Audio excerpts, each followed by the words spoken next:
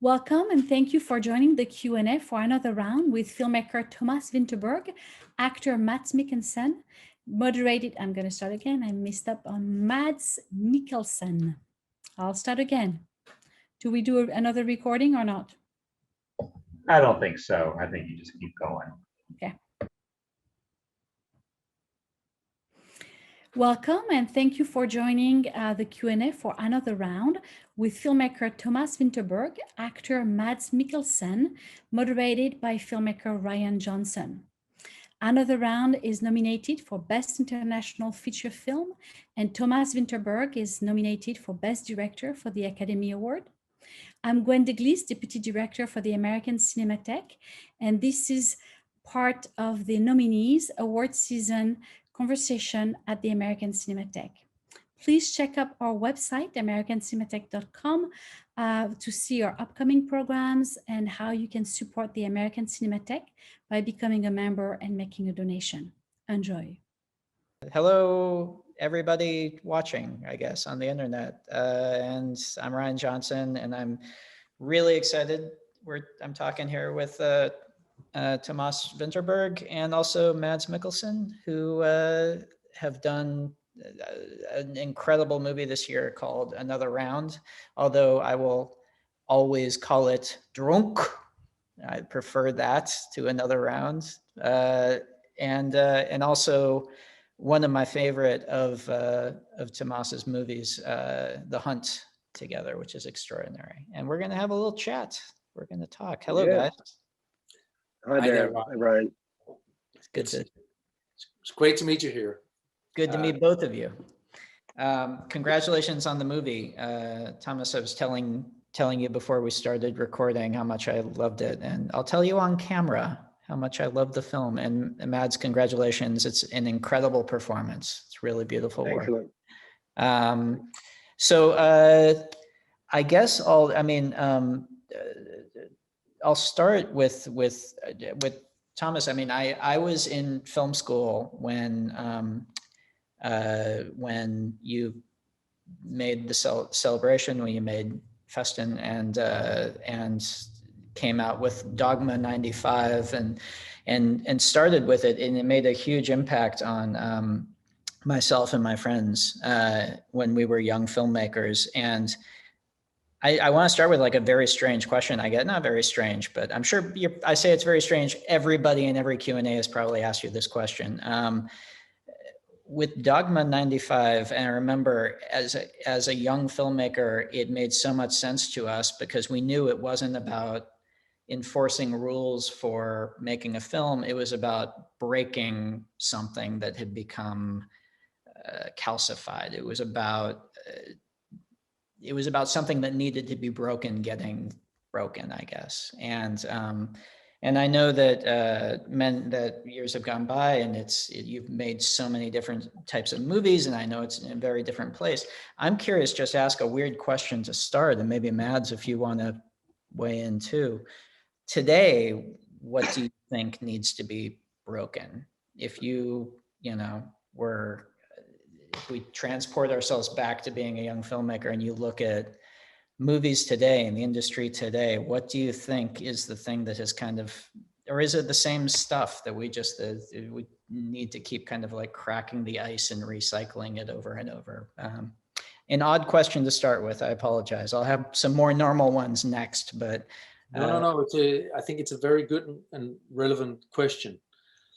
But let me just understand. So Dogma was making an impression with you, and then you went out to do Star Wars. Yeah, that was the exact sequence of events. That's how. Well, you did Cursed. No, you've done effects movies. Either you do it or you do the opposite. I know. Yeah. That's what we do. Well, I think back then, there was a feeling of being oppressed by a very conservative, mediocre way of thinking in the movie business. Mm-hmm. And then there was something to react against. And that made it very playful and satisfying, also very scary because there was a lot of aggression towards us before it became a success. And it felt like a big chance. A lot of people called me and said, this is career suicide you're doing. But there was sort of a definite sort of a feeling of a wall in front of us. This is how you make a movie. You underscore, you put makeup, you do this, and you move with dollies around and stuff like that. It's not like that today. Things are changing. There's this gradual movements towards television and back again, and it's not like there's a steady wall in front of you, and then it's difficult to react. It's if I had that feeling, I would react again. And so either I don't see that wall because I've become part of it, because I've turned 50 and made so many movies, and I'm not a young kid at film school, or it's just different times. I don't know if you sit with the answer yourself, if you have something that needs to be reacted against, but I can't really see it. What I take from back then, and which was already what I was occupied with before Dogme, was pursuing an element of truthfulness, vulnerability, something raw and something honest on the screen. And I've had to find different ways of doing it than Dogme, because Dogme was back then and there's a life now, but that's what I've been bringing with me since back then. And that makes sense. And it's funny. I mean, I a lot of the many years before Star Wars, many years before Star Wars, like that, looking at those tools that you're talking about and the artifice of, 40 people on set and big cranes and lights, and seeing that as barriers to exactly the kind of communication that you're talking about with film, and the honesty and trying to get it back to something that comes straight from your heart. And I have the exact same thing as you, where I feel the same thing, where those things don't feel like barriers to me, to the things you're talking about. And I don't know whether I've become, it's like the frog in the water that is slowly heated up. But I don't think so, because the thing is, I mean, looking at your work, watching this film, but also watching, your previous films, or even a movie like Cursed, where you are working with effects and you're working with big stuff, but it still has, intimacy to it. And in this film, all your films are so beautifully crafted, and you're not afraid of the kind of the things that you would have defined back then as artifice, but that intimacy still remains. And maybe it's just a matter of learning how to, how to appropriate the tools.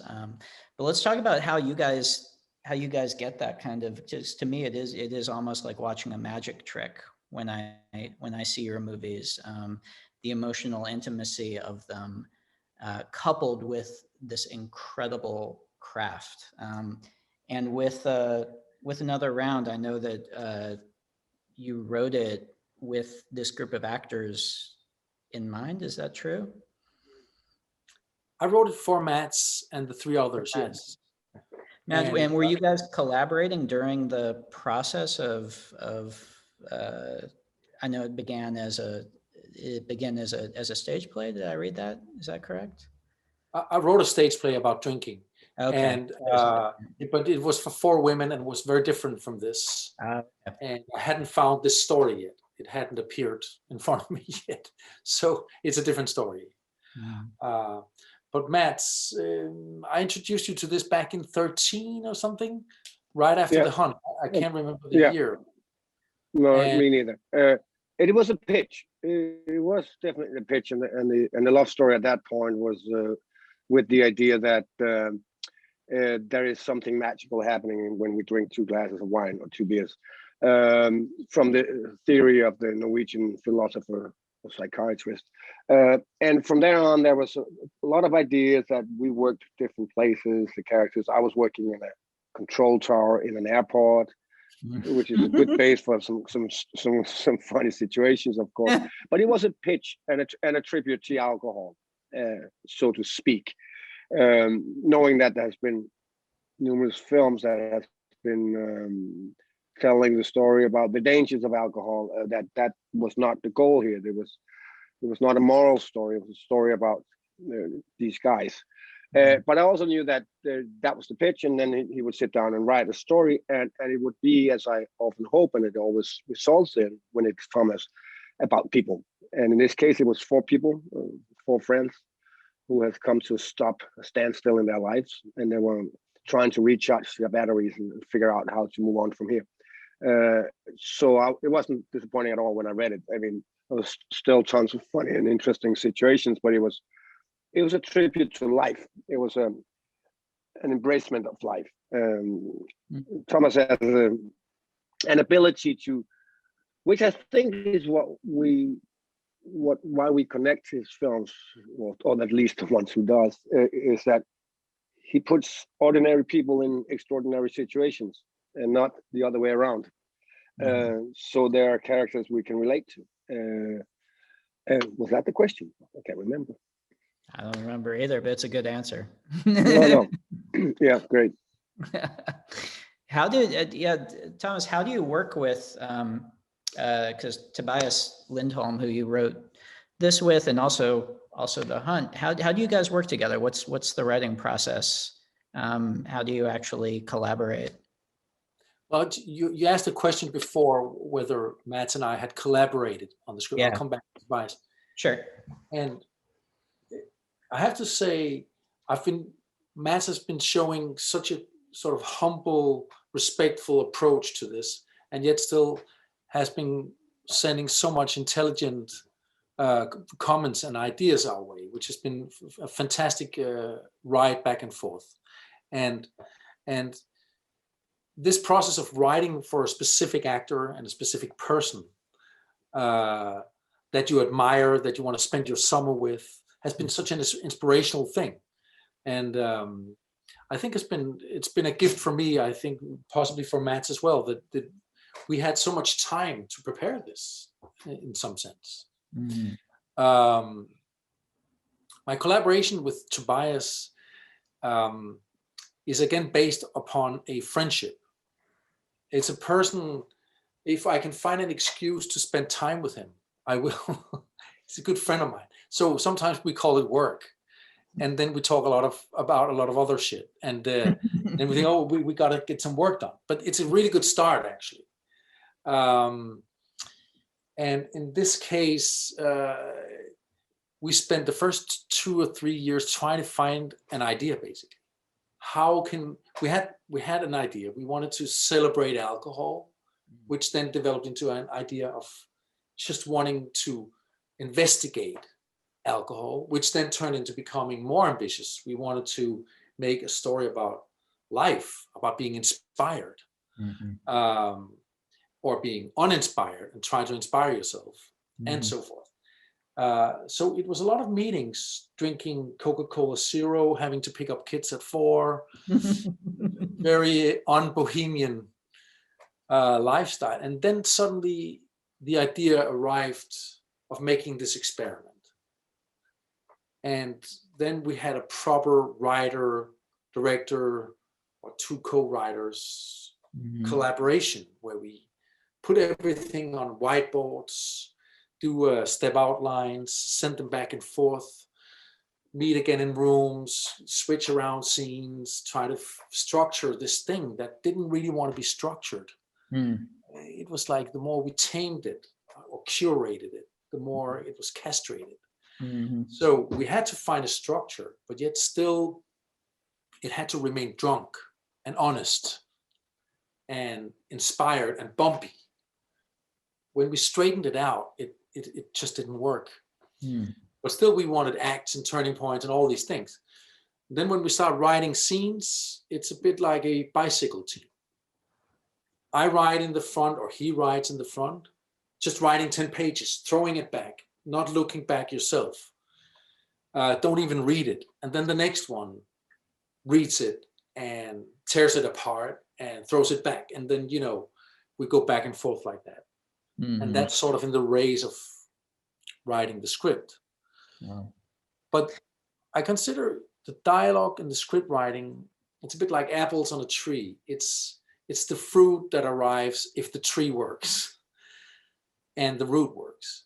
So when we know these characters, we know their past, what they're growing out of, we know their relations, we know the issue and the storyline, then the scenes will just arrive automatically somehow, I guess. And then that's interesting, the tension between taming it and keeping it wild and feral while still needing to obviously have it be a movie. Once you have your script and you show up and you and Mads, you two begin working together, what is in terms of on set, because that's one hallmark of your movies, and obviously the work that you guys have done together, every scene feels as if it's discovering itself for the first time when you're watching it. Nothing feels planned. There's an incredible, just organic feeling to the dramatic situations. How do you guys work on set? Are you very much following the script? Do you improvise? Is it feeling it out? Like, what is the actual process on set once you begin your collaboration together? What do you think, Matt? I think on set is a place where both me and Thomas wants us both to be on the same page. That doesn't mean that it's set in stone. There's room enough that, the situation might take over and we will come up with something better or more brutal or more sad or whatever. But we want to be on the same page. We don't want to spend time, you know how expensive it is and how boring it is to watch two people discuss for 4 hours. We want to have done that work before, at least addressed it. We might not completely agree on everything, but we have addressed it and we know that this is where we're going with it. And that leaves us some extra time on set to be ready for the unprepared, the uncontrollable that will pop up. And that we can discuss and dive into. But once we're there, we like to have addressed everything and then, buy us some free time to be surprised by each other once we're there. So do you rehearse? Do you guys do a lot of rehearsal time or? Well, this time we did, which is, I don't think we did that on The Hunt, actually, not as much for sure. You sit down with the actors, you read with the actors, you did, yeah. We meet each other. I mean, it's not a super common thing to rehearse a lot on a film, but we will obviously discuss scenes with each other and with the other fellow actors and dive into them a little. But this time it was a little more elaborate because there were some tricky scenes, and obviously the fact that we were drunk half of the film, we had to figure out how to approach that. So that was our little infamous booze boot camp. I always rehearse, Ryan. Oh yeah. I don't think Mads was available actually when we did The Hunt. You were shooting another movie or something, or some that was, I don't know. Okay. But I always rehearse as much as I can, and with not always with luck, but most of the time you get somewhere. I like Mads was talking about the moments of the uncontrollable, the moments where you fly off and do the extra thing. And in my world, those moments are built upon the preparation that Mads also was talking about. Mm-hmm. When you have the rock solid foundation for an actor or as a director, then you can, when the camera flicks on, there's a chance that they forget themselves and fly and do something irrational, which is even extra. Yeah. Or that it's just so precise that it looks irrational. And, so Matt and I have had a great deal of conversations before getting to the set. And I like to do that I've done that with, I think, probably all of my movies. Have a 2-week thing, and I'm doing it in different ways. And in this case, we had to talk a little bit about the characters. There's one particular scene that was very difficult, which was the long dinner scene in the beginning. Yeah, we spent a couple of days with that, which I normally wouldn't. I would normally prefer to rehearse the scenes between the scenes, like as improvs, like what happens before you get into this room. But this was a very difficult scene to orchestrate for me as a writer and a director. And then we had spent a full week of rehearsing acting drunk. And do you do that Still, through improvisation or through putting the scenes on their feet and working through them? How do you actually, or is it, I guess, different depending on? I think we picked up some of the scenes where we're teaching the kids and tried them on different level of alcohol. We also obviously did quite a few improv scenes.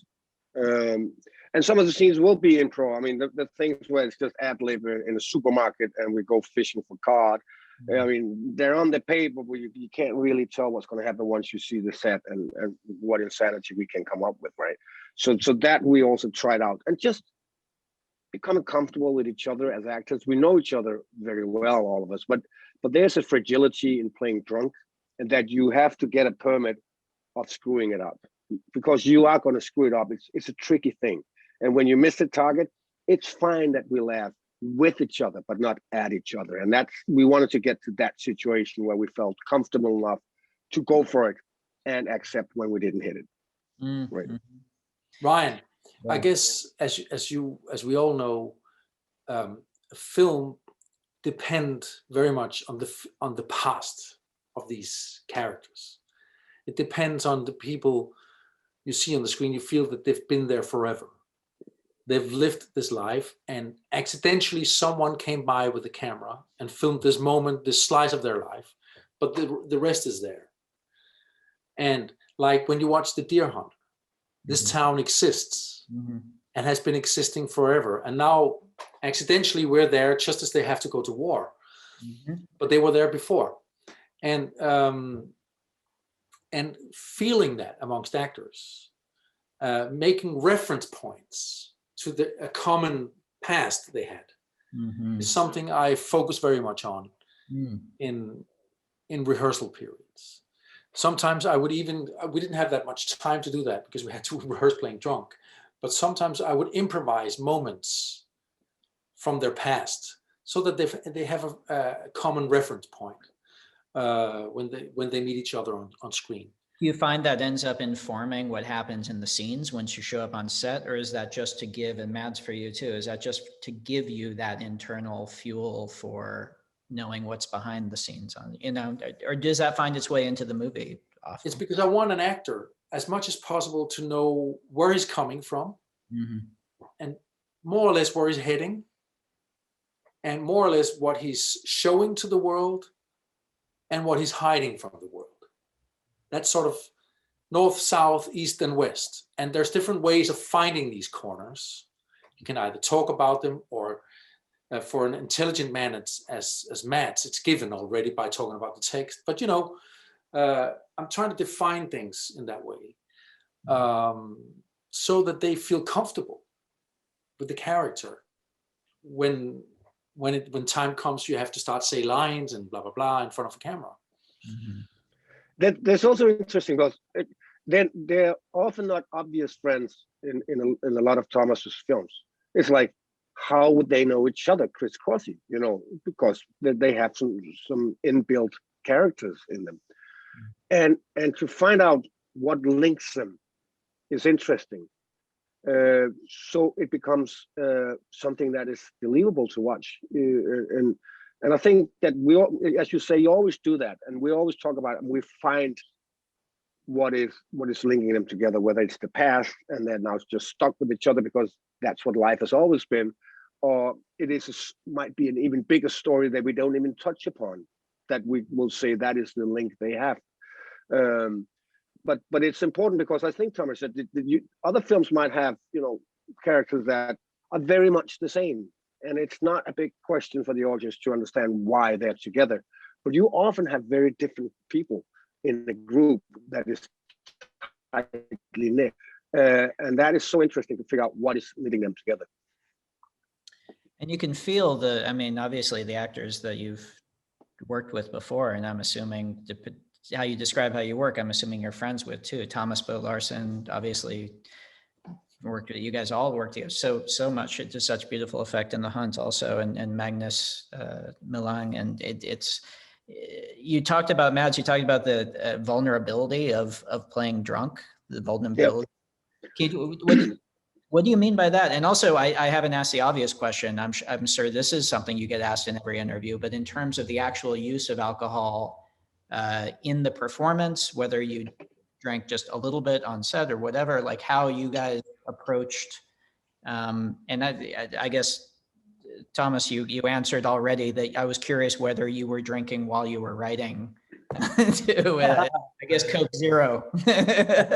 You know, when I wrote The Hunt, I had a life where I can actually allocate some weeks in a row of just writing. Yeah.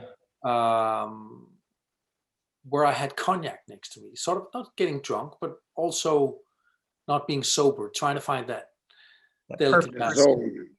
And it was absolutely brilliant. It's just it just makes you not look back. And I totally understand the big masters, why they did, and why Hemingway was, all of that.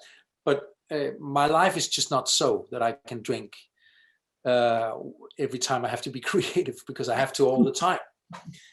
And so part of the boot camp where we did drink, obviously, before we shot, there was some realizations that was very clear. The thing is that if you sit with friends and drink, and you only drink a few beers, you don't see a big issue. It's pretty much nothing.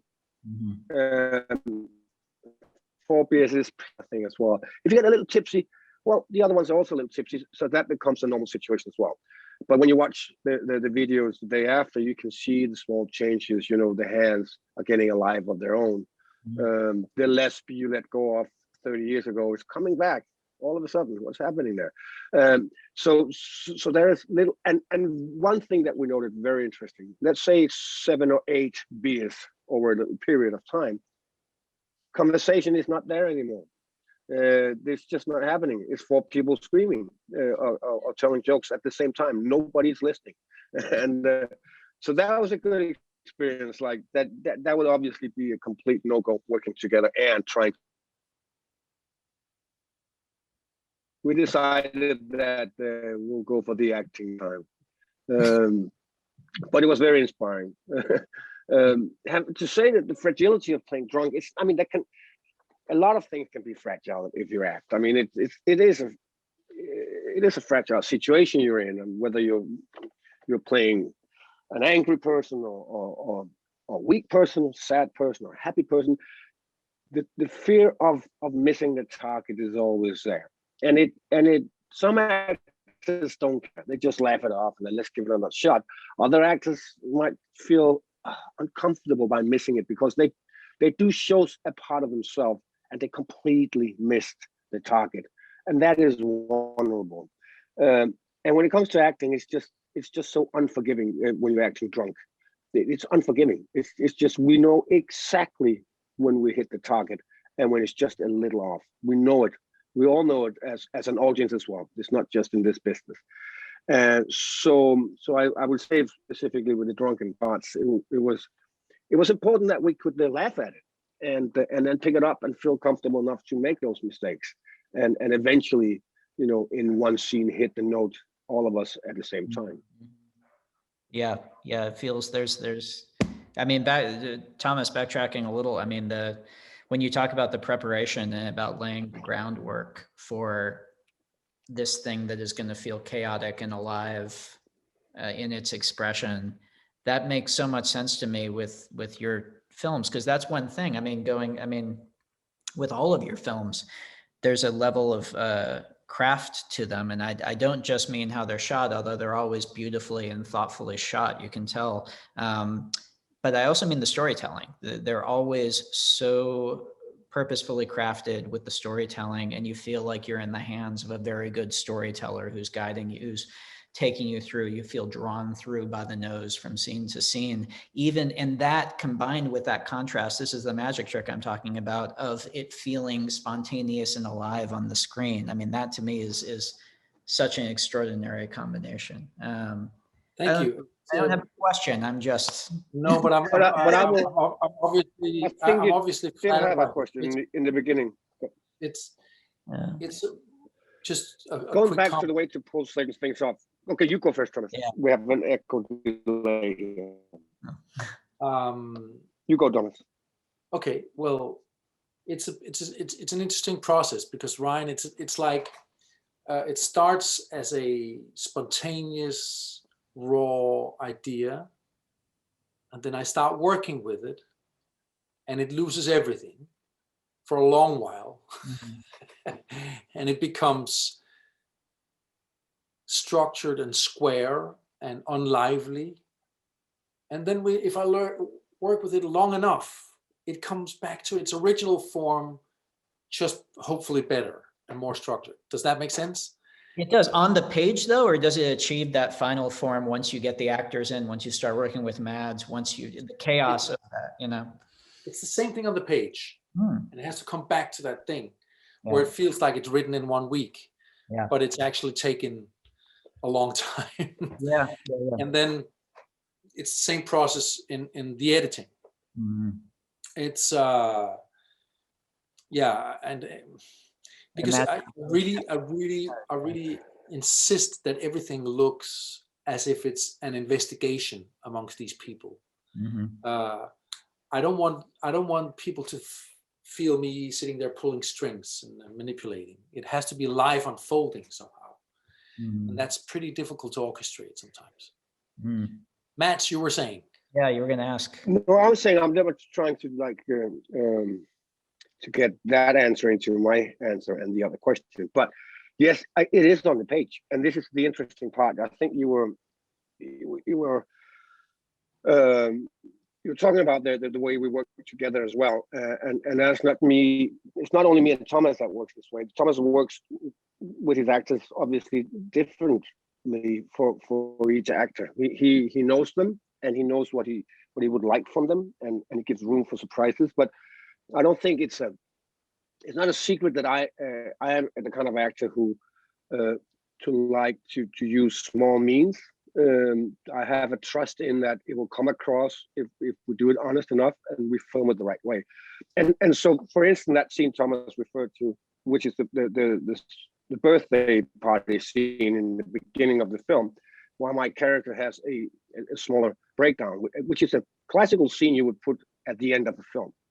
Thomas wanted it in the beginning, and he insisted that we would, instead of knowing the characters and therefore accepting the breakdown, you would get to know the character through the breakdown. But obviously that would be in vain, whatever I did in that scene, if the camera was on the 8 feet away from me. There's nothing you can read. So what he did, and it was also on the page, the camera just goes closer and closer, and all the world is just gone. There's only sounds around him. We can still feel his friends. We can feel the choir next door. But we enter this character, and for the first time we get to know him. And obviously that's the director's way of using his actors. Like, this is what I would like to see in this scene from Mads. He would do something different with Magnus or with Thomas, and that just gives you you feel really comfortable in his hands, because you know that whatever he asks you to do, he will catch it somehow. Yeah. The thinking about that scene and thinking about the complicated dynamics, and then, like you say, it's almost like that moment, the breakdown moment, in doing it that early in the film, it's almost like when the trust game where you fall back into a friend's hands and trust they'll catch you. Yeah. It is a leap of faith on your guys' part, and it pays off so incredibly beautifully well. But thinking about all the dynamics of the scene leading up to it and the slow build, in terms of it, really quickly, to talk about how, and this on set too as an actor, but Thomas, for you, like how you work with the camera. Is it a similar thing where do you plan? It sounds like, Mads, you made a reference to it's written in the script. Do you have in your head how you're going to cover certain scenes, or do you show up on set and find it based on what the actors are thinking, or is it the same kind of planning that goes into the writing to make it look effortless?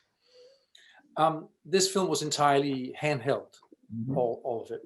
And we did talk about sort of a concept of how to shoot this movie, a general concept, which was that We wanted to show the awkwardness and clumsiness of sober life. and then we wanted to show the smoothness and the beautiful colors of life under a little bit of influence. Mm-hmm. And then of course it turns ugly later and stuff. In that scene with Mads, as Matt said, it was already written in the script that there's his private world that is falling apart, and then there's the choir, which has a life going on, which is a lot of very important stuff. They set up the whole plot of the movie. They show us that they have a past. They tell us a lot of, there's a lot of stuff being told, but there's like Mads's world, and then there's their world. And we allow ourselves to go into the head of his world. Like he's hearing music from the other end of the room and all these things.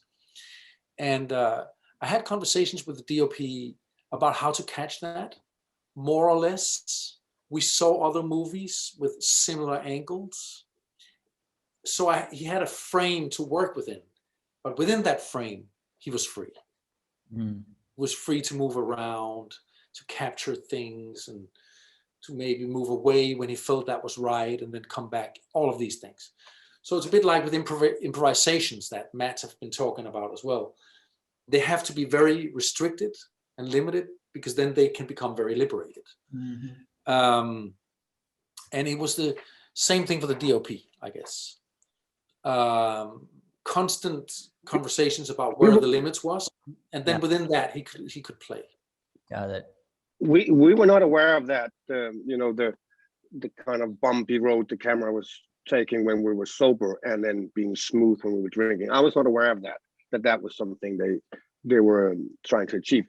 Now when I look back, I do remember they would do some steady cam all of a sudden that I hadn't noticed before, close to handheld, or whatever they did. But I never did the math that was the idea. But it does make a lot of sense when I watch the film now. Yeah.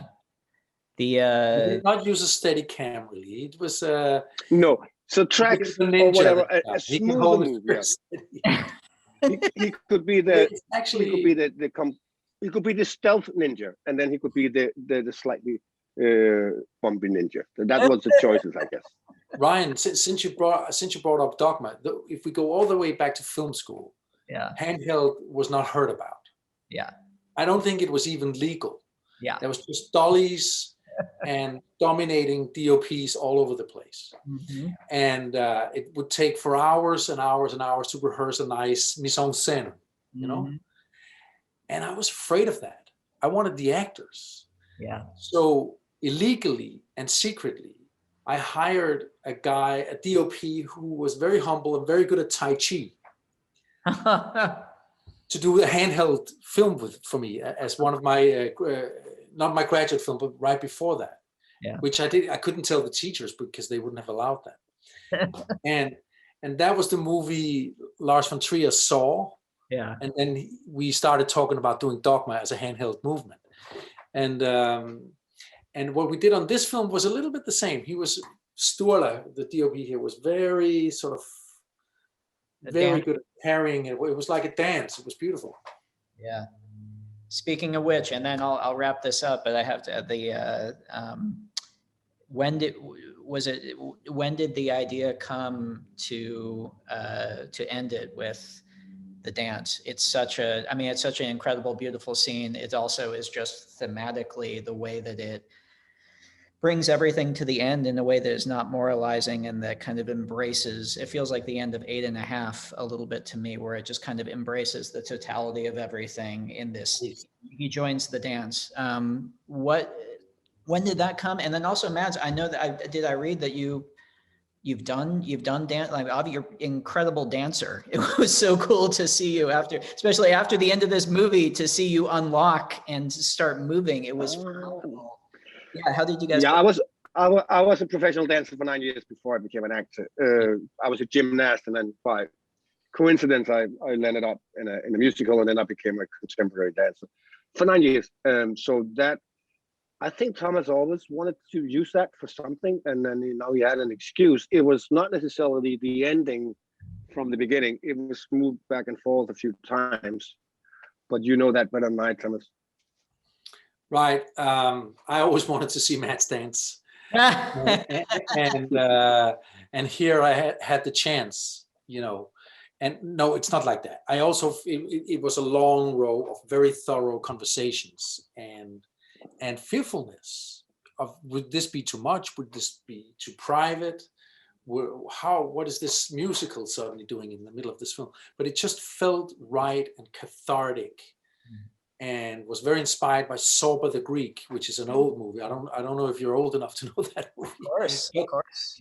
And it felt right that he was lifted up and celebrated by these youngsters, that in a weightless manner, by the same people who were trying to execute him in the beginning of the movie. And since you mentioned 8.5, I just want to say, if a spaceship was sent into the universe with representing things from planet Earth, 8.5 would have to be on that spaceship, and a picture of Mads, of course, and a Volvo and a beer and a couple of other things. I like that. We'll deep fake Mads into 8.5. We'll replace Marcello. Of course, the Fellini movies was also a great inspiration for us. I can imagine, yeah. Somehow always is. Yeah, well. I've always, since I've seen the film, I've always said, Thomas, since I saw the film, the finished film, I've always said that this is the most Italian film that Thomas has ever made.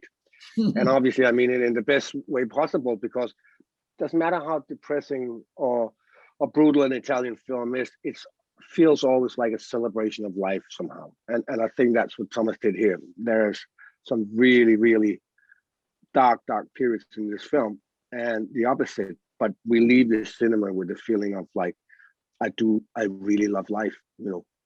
That's the perfect grace note to end on, guys. I could talk to you both for another hour, but don't worry, I won't. Thank you for taking the time to talk about the movie, and congratulations on it. And it's thank you so much, Ryan. Work, and I'm glad I got to meet both of you. It was such a pleasure. It's an honor. Likewise, Ryan. Thanks. Great talk. Thanks. Bye-bye.